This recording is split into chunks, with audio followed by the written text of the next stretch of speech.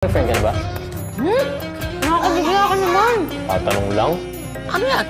Sorry po, na-injure ko po kasi siya. Ano nangyari? Jay, ito na. Ulit na lang, Jay. Boyfriend mo ba yan? Hindi ko lang. Classmate ko po siya.